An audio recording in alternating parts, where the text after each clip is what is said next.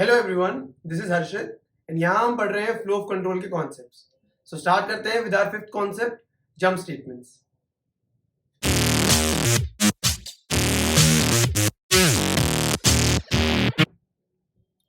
सबसे पहले जानते हैं कि जंप स्टेटमेंट्स क्या होती हैं। एक बार डेफिनेशन पढ़ते हैं इसकी। Jump statements can be used to modify the behaviour of conditional और आइटरेटिव स्टेटमेंट्स। कंडीशनल और आइटरेटिव स्टेटमेंट्स क्या हो गई? ये लूप्स ही होते हैं, बिकॉज लूप्स आइटरेटिव भी होते हैं, रिपीटेडली एग्जीक्यूट भी होते हैं एंड एक कंडीशन के बेसिस पे एग्जीक्यूट होते हैं। तो इसलिए loops are conditional and iterative statements. अब जंप स्टेटमेंट्स क्या करती हैं? जंप स्टेटमेंट्स इन्हीं लूप्स का बिहेवियर मॉडिफाई कर देती है। लूप्स का जनरल बिहेवियर क्या होता है कि वो एक ही काम को रिपीटेडली करते रहे, एक ही चीज को बार बार एग्जीक्यूट करते रहे। तो इनका बिहेवियर मॉडिफाई करना क्या हुआ कि या तो इनकी रेपिटेशन को हम ब्रेक कर दें, लूप से ही बाहर आ जाए डायरेक्टली, एंड या फिर हम इनकी कोई एक रेपिटेशन को स्किप कर दें। तो इससे इनका बिहेवियर मॉडिफाई हो सकता है एंड जंप स्टेटमेंट्स इसी में हेल्प करती है। तो पाइथन में हमारे पास टू टाइप्स की जंप स्टेटमेंट्स होती हैं। First is break and second is continue. तो ब्रेक स्टेटमेंट क्या करती है? Break statement breaks the loop. ये क्या करती है? एक पूरे लूप को ही ब्रेक कर देती है। अगर हमने पाइथन में किसी भी लूप में ब्रेक स्टेटमेंट लगा दी तो ये पूरे लूप को ब्रेक कर देगी, एंड कर देगी। ठीक है, अब आते हैं कंटिन्यू पे। कंटिन्यू क्या करती है? Starts the next iteration. तो पाइथन में कंटिन्यू स्टेटमेंट क्या करती है? करंट आइटरेशन को छोड़ के नेक्स्ट आइटरेशन स्टार्ट कर देती है। तो आइटरेशन क्या होता है? जो भी करंट एग्जीक्यूशन चल रही है कोड में। कंटिन्यू स्टेटमेंट क्या करती है? इस करंट एग्जीक्यूशन को स्किप करके नेक्स्ट एग्जीक्यूशन स्टार्ट कर देती है। ठीक है, तो अब इन दोनों को एग्जाम्पल की मदद से समझ के देखते हैं। ठीक है, मैंने यहाँ पे फॉर एंड वाइल दोनों के एग्जाम्पल ले रखे हैं ब्रेक एंड कंटिन्यू के लिए। तो स्टार्ट करते हैं। सबसे पहले मैं यहाँ इस पॉइंट पे ब्रेक स्टेटमेंट लगा देता हूँ। यहाँ मैंने लिख दिया ब्रेक, एंड इसी सेम पॉइंट पे यहाँ पे मैं कंटिन्यू स्टेटमेंट लगा देता हूँ। अब इनको एग्जीक्यूट करके देखते हैं कि क्या होता है। सबसे पहले यहाँ पे हम लूप से स्टार्ट करते हैं। सबसे पहले हम यहाँ से स्टार्ट करते हैं। यहाँ पे हमने फॉर लूप को स्टार्ट किया फॉर आई इन रेंज 1 से 5। आई को सबसे पहले क्या वैल्यू मिल गई? 1। देन हम लूप के अंदर आए। लूप के अंदर आए तो हमने क्या देखा? प्रिंट आई लिख रखा है। तो हमने आई की वैल्यू क्या थी? 1, वो हमने प्रिंट कर दी। तो यहाँ पे आउटपुट में क्या आ गया? 1। ठीक है, फिर हमने उसके बाद नेक्स्ट स्टेटमेंट पे है। नेक्स्ट स्टेटमेंट पे क्या लिखा? ब्रेक। ब्रेक देखते ही हमने लूप को टर्मिनेट कर दिया, एंड कर दिया। तो इसलिए इसके बाद का कुछ भी एग्जीक्यूट नहीं हुआ एंड डायरेक्टली हम लूप से बाहर आ गए। ठीक है, ब्रेक देखते ही हमने लूप ही एंड कर दिया। तो अब इसका फाइनल आउटपुट क्या हो गया? 1। तो यही इसका फाइनल आउटपुट बन गया। अब यही सेम काम कंटिन्यू के लिए करके देखते हैं। कंटिन्यू के अंदर क्या हुआ? फॉर आई इन रेंज 1 से 5। आई को सबसे पहले क्या वैल्यू मिली? 1। देन हम लूप के अंदर आए।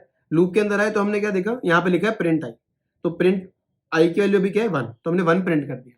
ठीक है, अब उसके बाद हमने देखा कंटिन्यू। तो कंटिन्यू क्या करता है? उस पर्टिकुलर एग्जीक्यूशन को, आइटरेशन को स्किप कर देता है। तो कंटिन्यू क्या करेगा? इसके नीचे जितने भी स्टेटमेंट्स हैं उन सबको एग्जीक्यूट नहीं करेगा एंड डायरेक्टली लूप की स्टार्टिंग में आ जाएगा। इस पूरी आइटरेशन को स्किप कर देगा। तो अब कंटिन्यू की वजह से हम प्रिंट आई प्लस 1 हम इसको प्रिंट नहीं कर पाए, तो आउटपुट में 1 ही आ गया। बट अभी लूप नहीं एंड हुआ हमारा। ब्रेक स्टेटमेंट क्या कर रही थी? हमारा लूप ही एंड कर दे रही थी। बट कंटिन्यू क्या करेगा? हमें लूप की स्टार्टिंग में ले आएगा। लूप एंड नहीं करेगा, लूप की स्टार्टिंग में ले आएगा।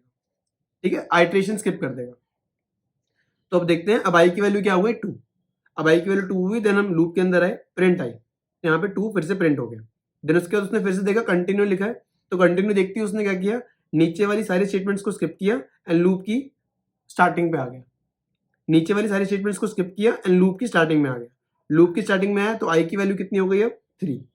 तो आई की वैल्यू 3 हुई। हम लूप के अंदर आए, प्रिंट आई। तो हम यहाँ पे आई को प्रिंट कर दिया, 3 प्रिंट हो गया।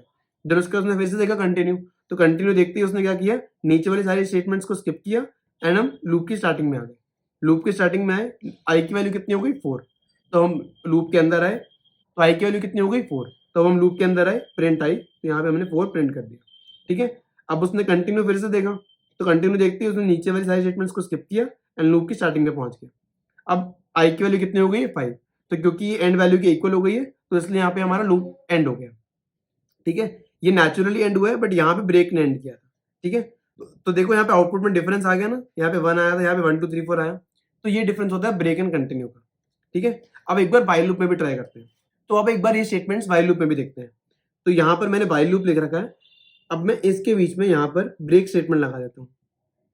यहाँ मैंने ब्रेक स्टेटमेंट लगा दी एंड सेम इसी जगह मैंने कंटिन्यू स्टेटमेंट लगा दी। ठीक है, अब एक बार इन लूप्स को एग्जीक्यूट करके देखते हैं। तो हमने क्या लिख रखा है? While true. तो ध्यान से देखो ये क्या कंडीशन लिख रखी है मैंने? ट्रू। तो इसका मतलब क्या होगा? ये वाली कंडीशन कभी भी फेल नहीं करेगी, ये लूप हमेशा एग्जीक्यूट करता रहेगा, इस कंडीशन की वजह से कभी भी फेल नहीं होगा, ठीक है। तो ये एक तरीके का इनफाइनाइट लूप भी बन गया है, क्योंकि इसकी कंडीशन हमेशा ट्रू रहेगी, इसकी कंडीशन कभी भी फेल नहीं होगी, इसीलिए ये एक तरीका का क्या है, इनफाइनाइट लूप है, ठीक है। अब हम आते हैं इसके अंदर, तो अब हम इसके अंदर आए, इसके अंदर हमने क्या देखा, इन लूप लिखा है, तो हमने यहाँ पे क्या प्रिंट कर दिया, इन लूप, ठीक है। उसके बाद हमने देखा क्या लिखा है यहाँ पे, ब्रेक, तो हमने क्या करा, जैसे हमें ब्रेक स्टेटमेंट दिखी, हमने पूरा लूप ही एग्जिट कर दिया, यहाँ पूरे लूप से ही हम बाहर आ गए, ठीक है। तो अब हम आए नेक्स्ट स्टेटमेंट पे, नेक्स्ट स्टेटमेंट में क्या लिखा है, ब्रेक, तो ब्रेक देखते ही हमने क्या किया, ये पूरा लूप ही एग्जिट कर दिया, हम इस पूरे लूप से ही बाहर आ गए, तो इस ब्रेक की वजह से ये पूरा लूप एंड हो गया, एंड ये इनफाइनाइट लूप इनफाइनाइटली रन होने से बच गया, ठीक है। तो एक्चुअली में क्या था, ये एक इनफाइनाइट लूप था, बट ब्रेक की वजह से ये लूप एंड हो पाया, ठीक है। अब यही सेम काम हम कंटिन्यू के लिए करते हैं, तो कंटिन्यू में क्या लिख रखा है, वाइल ट्रू, तो यहाँ भी ये इनफाइनाइट लूप ही है, तो अब एक बार इसके अंदर आते हैं, तो यहाँ पे क्या लिखा है, इन लूप, तो हम इस लूप के अंदर आते हैं, इस लूप में क्या लिखा है, इन लूप, तो हमारा आउटपुट में क्या आ गया, इन लूप। देन उसके बाद क्या लिखा है, कंटिन्यू, तो कंटिन्यू क्या करेगा, इसके नीचे की स्टेटमेंट्स को एग्जीक्यूट नहीं करेगा, एंड लूप की स्टार्टिंग में पहुंच जाएगा, ठीक है। नीचे वाली स्टेटमेंट स्किप कर देगा, उस करंट आइटरेशन को स्किप कर देगा, तो इसने इसको स्किप कर दिया एंड लूप की स्टार्टिंग में पहुंच गया, लूप की स्टार्टिंग में फिर से लूप ट्रू है, तो यहां से हम फिर से अंदर आएंगे, फिर इन लूप प्रिंट कर देंगे, तो यहाँ पे हम फिर इन लूप प्रिंट कर देंगे, ठीक है। फिर उसके बाद फिर हम कंटिन्यू देखेंगे, नीचे को स्किप करेंगे एंड हम फिर से लूप की स्टार्टिंग में चले जाएंगे, तो हम हमेशा लूप की स्टार्टिंग में जा ही रहे, बट लूप की स्टार्टिंग में कभी भी कंडीशन फेल नहीं हो रही, ठीक है, ये कंडीशन हमेशा ट्रू ही रह रही है, तो इसी की वजह से ये लूप इनफाइनाइटली रन होता रहेगा, इट विल रन इनफाइनाइटली, ठीक है, क्योंकि इनफाइनाइट लूप तो है ही, इसकी कंडीशन कभी फेल नहीं हो रही, एंड कंटिन्यू की वजह से हम इस लूप से बाहर भी नहीं आ पा रहे, एंड कंटिन्यू की वजह से हम इस लूप से बाहर भी नहीं आ पा रहे, ब्रेक में तो हमने डायरेक्टली लूप को ब्रेक करके बाहर आ गए थे, बट कंटिन्यू उस आइटरेशन को स्किप कर रहा है, बट लूप को एंड नहीं कर पा रहा, तो इसीलिए ये लूप इनफाइनाइटली रन होता रहेगा कंटिन्यू के केस में, ब्रेक के केस में ये लूप इनफाइनाइटली रन नहीं हुआ, ठीक है। तो ये था बेसिक ब्रेक एंड कंटिन्यू का। सो अब एक बार आईडी पे चलते हैं एंड इसको कोड करके देखते हैं, ताकि क्लैरिटी और बढ़ जाए। तो स्टार्ट करते हैं कोड से, मैं यहाँ पे सबसे पहले फॉर लूप लिख देता हूँ, फॉर आई इन रेंज 1 से 10, फॉर लूप के अंदर आए, देन हमने लिखा प्रिंट आई, एंड देन हमने नीचे लिख दिया प्रिंट आई प्लस 1, ठीक है। सबसे पहले ब्रेक स्टेटमेंट से स्टार्ट करते हैं, तो यहाँ मैं सबसे पहले ब्रेक स्टेटमेंट लगा देता हूँ, ठीक है, यहाँ मैंने ब्रेक लगा दिया। अब क्या होगा, फॉर लूप स्टार्ट होगा, आई को 1 वैल्यू इनिशियलाइज होगी, देन हम लूप के अंदर आएंगे, 1 प्रिंट हो जाएगा, एंड देन जैसी ब्रेक स्टेटमेंट एग्जीक्यूट होगी, पूरा लूप ही टर्मिनेट हो जाएगा, एंड हो जाएगा, एंड उसके बाद कुछ भी एग्जीक्यूट नहीं होगा, ठीक है। एक बार इसको रन करके देख लेते हैं, रन करा तो हमारे पास सिर्फ 1 ही आउटपुट में है, क्योंकि 1 के बाद और कुछ भी प्रिंट ही नहीं हुआ, ब्रेक आ गया था एंड देन सारा लूप ही एंड हो गया, ठीक है।